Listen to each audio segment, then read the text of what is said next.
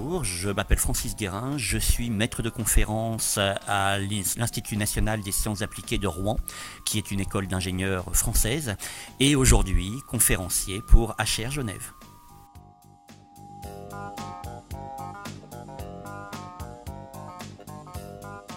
Alors, mes observations actuelles sont de plusieurs ordres. Bon, la première, c'est que la fonction semble quelque sorte être figée aujourd'hui, dans la mesure où elle a connu pas mal d'évolutions dans une période relativement courte, donc une histoire qui s'est précipitée.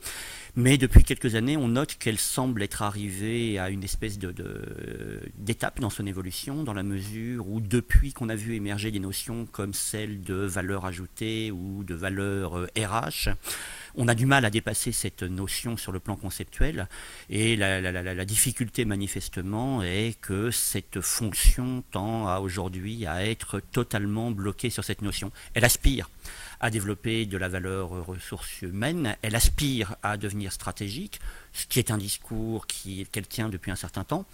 Et malheureusement, aujourd'hui, on a très peu d'innovation et de fond et de forme. Alors si, on voit des choses se passer.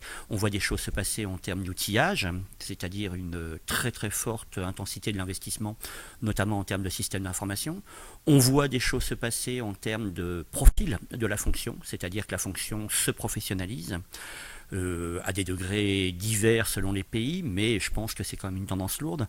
Et on voit également une tendance se dessiner qui est malgré tout aussi liée au profil, c'est-à-dire une tendance à l'externalisation. C'est-à-dire que comme beaucoup de fonctions, elle est touchée aujourd'hui par des tendances qui consistent à dire quand je peux faire peut-être mieux, on espère, pour moins cher et de manière plus spécialisée, eh bien je dirais qu'il y a des pans entiers de la fonction qui aujourd'hui sont plus ou moins externalisés, alors totalement ou en partie. Je pense par exemple à des fonctions comme la formation, je pense à des fonctions tout simplement comme la gestion prévisionnelle, je pense même à la gestion des carrières.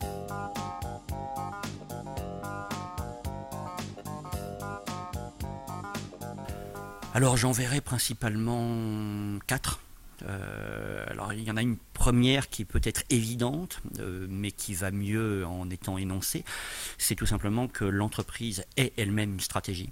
Je dirais que c'est pas forcément un acquis fort aujourd'hui, dans la mesure où, comme vous le savez, les entreprises ont été légèrement chahutées dans la période récente.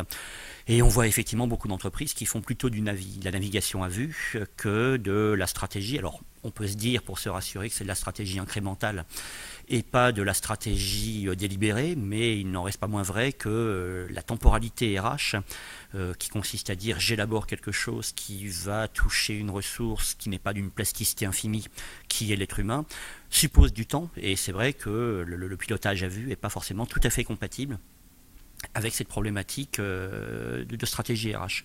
Alors la deuxième condition, je pense, c'est quand même que tout simplement la DRH, le DRH soit informé de cette stratégie, qu'il la connaisse, qu'elle soit formulée de telle manière qu'il y ait accès. Et puis il y a une troisième condition, alors je dirais qui est peut-être plus décisive et qui renvoie finalement à la pluralité de la notion de stratégie. Dans un cas, on pourrait dire, si le DRH n'a pas accès à la formalisation de la stratégie, il va falloir qu'il ait, comment dirais-je, une certaine forme de docilité ou une certaine forme d'absence d'état d'âme pour pouvoir appliquer, sans se poser trop de questions, des stratégies avec lesquelles il n'est pas forcément d'accord. Donc ça, je dirais que c'est le premier cas de figure.